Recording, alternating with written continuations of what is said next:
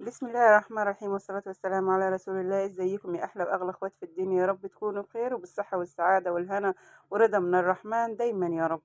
دمتم لي سعادة وهنا وسرور، وربنا يزيدكم ويخليكم نعمة في حياتي يا أحلى وأغلى اخوات.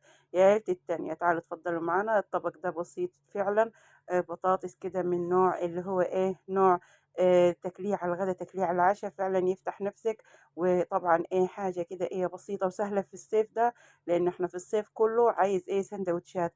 اعملي سندوتش البطاطس ده وهو فعلا هيغنيكي عن اي اكلة تاني. هتستكفي بيه بشوية سلطة، بشوية مخللات، فعلا تحفة تحفة. هتاكليه، هتتغدي، هتتعشي بيه بسندوتشات تحفة.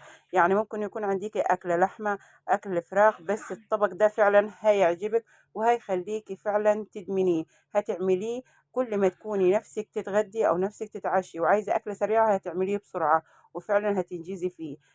اولا تعالى نسمي ونصلي على الرسول ونشوف مكوناتنا هنعمل ايه.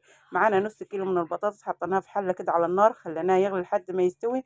وتملي انا بخلي البطاطس بتاعتي بقشرها يا جماعه، علشان كل ما بتخليها بقشرها ما بتشربش ميه كتير.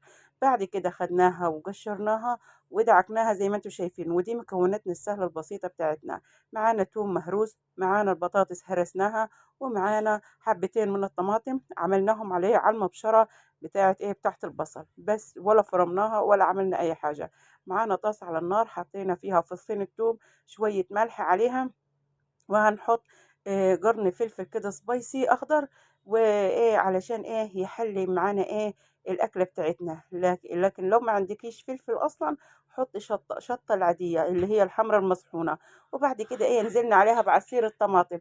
بعد ما نزلنا عليها بعصير الطماطم الحلو ده، هنسيبها تتسبك كده لمدة ربع ساعة لحد ما تتسبك كويس وتمشي منها كل الحدوقة.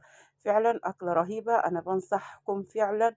ربنا يحسن ما بين إيدينا. أكلة خطيرة فعلًا، اعملوها والله العظيم فعلًا مش هتندموا إنكم هتعملوها.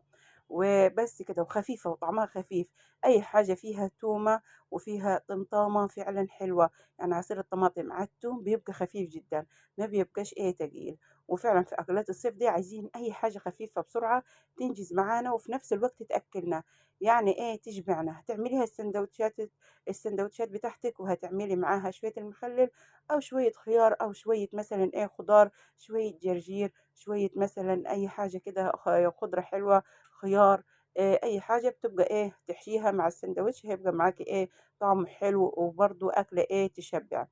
طيب كده اتسبكت معانا الطماطم والتومة والعصير بتاعنا اللي حطيناه عصير الطماطم على التوم، وكده بقت طعمها تحفة. حطينا البطاطس بتاعتنا المهروسة، هنحطها وهنضيفها على هنحطها على المكونات بتاعتنا دي اللي احنا سبكناها. طيب هتخلص معانا. طيب بعد ما هنحط البطاطس على الصلصة بتاعتنا اللي احنا عملناها، هنقلب كل المكونات دي. وما تنسيش معلقة الكمون، أهم حاجة معلقة الكمون يا جماعة. معلقة الكمون دي هي اللي بتدي نكهة للبطاطس، لأن أي بطاطس ما بتخلاش من معلقة الكمون. بس كده، وما تحطيش أي إضافات تاني، يعني هي كده كفاية. هتحطيها وتقلبيها كده وتخلّيها تغلي مع نفسيها. وبعد كده هتقدّميها في طبق التقديم، وهتكون أحلى طبق معاكِ على الغدا أو على العشا. كده يا رب كده يكون فضلًا وليس أمرًا لكل حبايبي وكل متابعيني يدوسوا لنا لايك ويشتركوا لنا في القناة وتنزلوا لنا بكومنت بالصلاة على النبي. كده ربنا يخليكم ويديمكم نعمة في حياتي يا أحلى وأغلى أخوات في الدنيا. وكده معانا خلصت الوصفة النهاردة، كانت سهلة وبسيطة وسريعة، وفي نفس الوقت يعني مغذية وصحية، وفي نفس الوقت سهلة. وتحشيها تعمليها غدا تعمليها عشاء، في أي وقت هتنجز معاكي في أقل من نص ساعة أو ساعة بالكتير هتكوني خلصتيها، لأنك سهلة مش هتقف في المطبخ كتير، ومش هتبقي حرانة، وفي نفس الوقت هتعمليها. ودمتم في رعاية الله وحفظه والسلام. وكده معاكم طبق التقديم جهز. وكده زينيه بأي زينة، شوية كزبرة كده خضر قطعناهم، عندك مثلا شوية طماطم، عندك شوية خيار، زيني بيهم أي الطبق بتاعك. وفعلا برضو العين بتاكل يعني فعلا قبل البق. وأكيد طبعا لما تكوني بتزيني أي حاجة لازم تديها منظر كده جمالي أو حضاري، علشان برضو الواحد بيحب كل ما هو جديد وكل ما هو مبتكر. كده وخلصنا معاكم الفيديو. يا رب كده يكون الفيديو عجبكم ونال إعجابكم، وأشوفكم في فيديو آخر، والسلام عليكم.